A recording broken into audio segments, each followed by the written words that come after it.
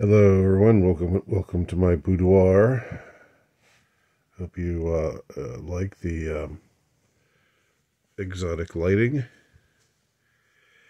Well, I want to file a report on a movie that I just saw again for the first time in over 2 decades, and that movie is called Murder by Numbers. It was released in 2002. I thought initially it was a little bit earlier than that, but I was wrong.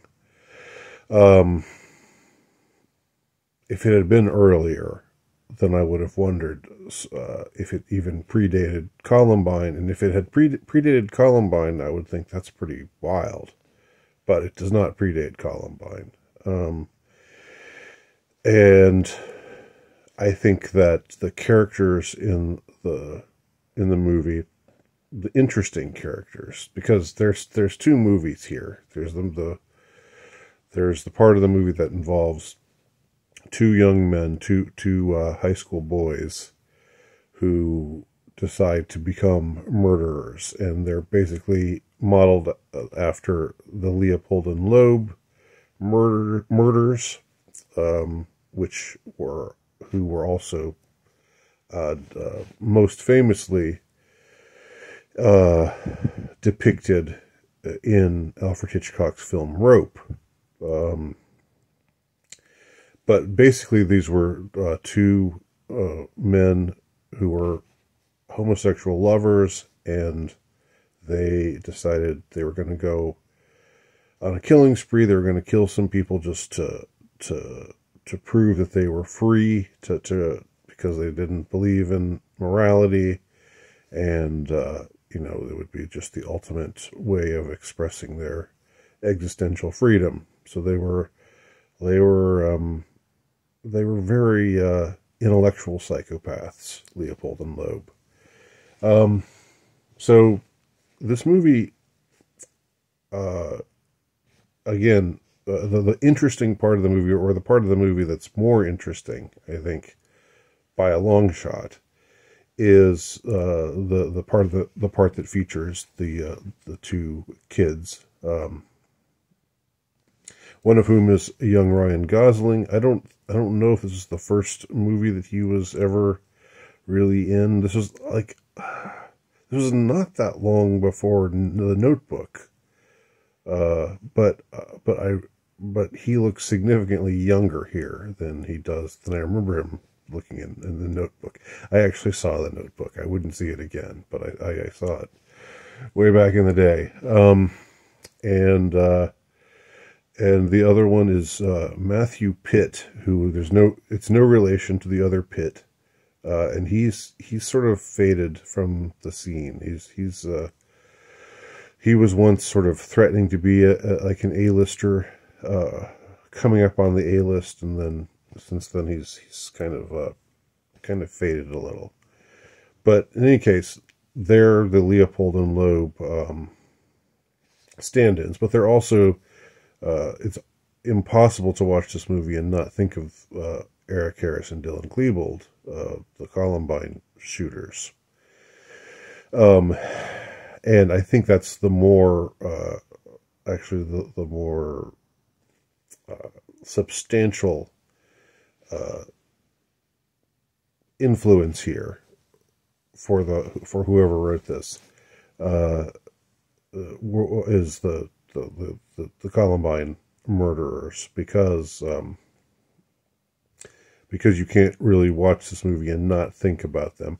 And there were also a couple of movies based on Columbine around this time. One was called Elephant by Gus Van Sant.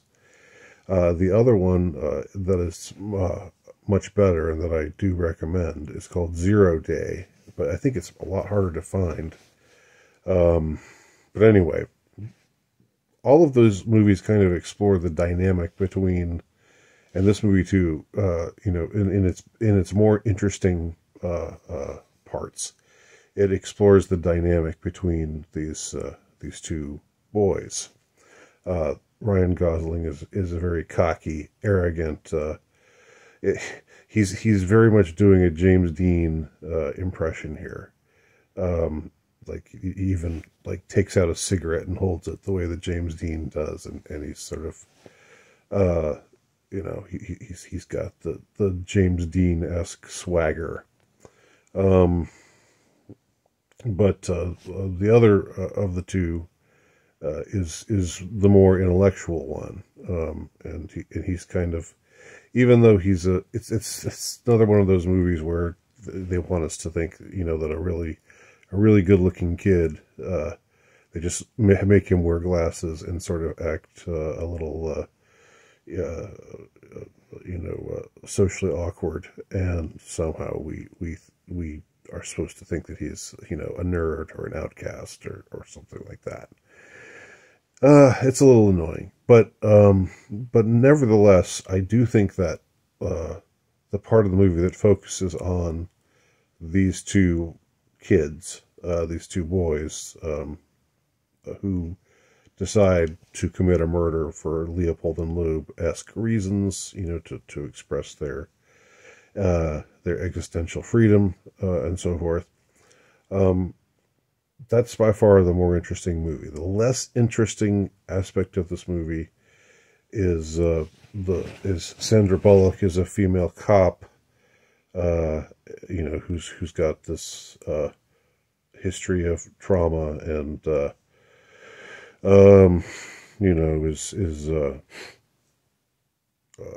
is very damaged psychologically, but also smart, and she figures out what's really going on. She sees through the facade that these kids play, because they have this whole elaborate way of their whole scheme is to play it off and to put the blame on someone else, but she is able to see through all of that, and it's just sort of I don't know, the procedural side of this movie is far less interesting. And I have to say that when I saw this in 2002, I thought it was a lot better. But its flaws are much more apparent to me now, 22 years later.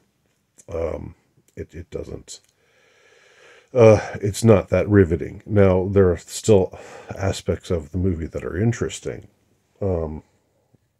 but none of them involve Sandra Bullock and her character and her assistant, who has this sort of tumultuous relationship with her. Will they or won't they kind of thing. She comes on to him, but then she also insults him, and so forth and so on. It's kind of, it's a little by the numbers. Hey, not meant to be a clever reference to the title of the movie, but there you go. It's kind of by the numbers. The movie's called Murder by Numbers. The song by The Police that you might know, called Murder by Numbers, which is on their Synchronicity album. Synchronicity, interesting. But anyway, there's no reference to that song, and the song is not on the soundtrack. So I don't really even know why why that's the title of the movie. And this is just striking me now. There's no there's nothing really about numbers. So the title is just they don't. And there's not like a large number of killings that they engage in. So, really just one. Someone else, another person is put to death by one of them afterwards. But that's sort of that's another.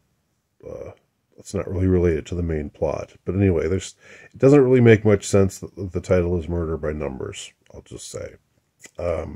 I'm realizing that now. I'm realizing that this movie is not really that special. And it's kind of a shame, just because I had it in my mind.